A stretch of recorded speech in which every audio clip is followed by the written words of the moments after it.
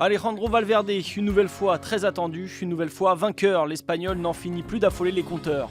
Troisième succès pour lui sur la doyenne, il est d'ailleurs le seul Espagnol à s'être imposé à Liège. Avec 3 succès, il revient donc à 2 longueurs d'Eddy Merckx et ses 5 victoires et reste derrière Maureno Argentin, l'Italien en 4 succès sur la classique ardennaise.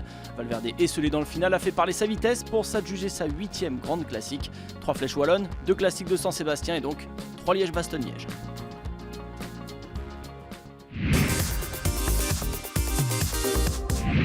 La doyenne, elle, n'a pas changé de visage pour cette édition 2015. Toujours cette succession, côte de la Redoute, de la Roche-au-Faucon et la côte de Saint-Nicolas avant l'arrivée à Anse. 3 côtes concentrées sur les 30 derniers kilomètres qui devraient une nouvelle fois permettre aux punchers et aux grimpeurs de partir de loin pour un final animé. Avant cela, on a vécu 169 km, plus traditionnel. Un groupe se détache au kilomètre 31 après quelques escarmouches.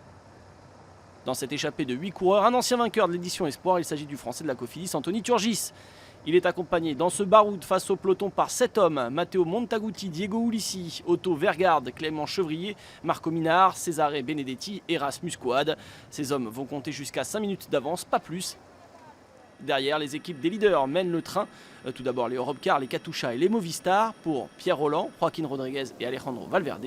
Mais à moins de 80 km de la ligne, alors que les côtes commencent à se succéder, on comprend la tactique des Astana de Vincenzo Nibali, un autre favori. Il place des pions à l'avant, André Grivko dynamite le peloton qui se liquéfie avant un regroupement général et quelques kilomètres plus loin, les Astana remettent ça avec Scarponi, le lieutenant de Nibali et Tanel Kangert, accompagnés par Chavez Rubio, Arredondo, les 2 Colombiens et l'Italien Boaro. Leur objectif, faire rouler les autres équipes et ne plus assumer le poids de la course. Très vite, le groupe de 5 devient groupe de 3, toujours avec les 2 Astana accompagnés de Chavez Rubio, d'Orica Greenedge. Dans le peloton, à un peu plus de 40 km de l'arrivée, plusieurs outsiders sont pris dans une chute. C'est une nouvelle fois le cas pour Dan Martin, après la flèche wallonne. On retrouve aussi Nicolas Roche, Pierre Roland et Simon Gerrans, le vainqueur sortant.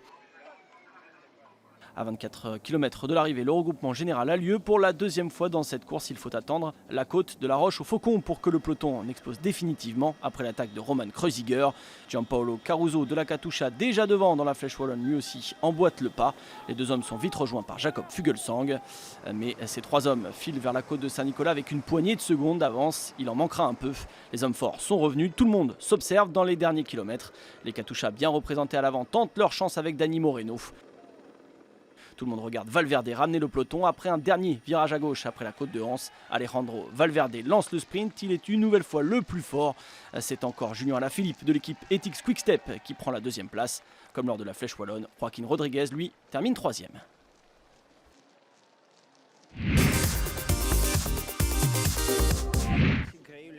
C'est incroyable, je n'aurais jamais cru que cela puisse être possible.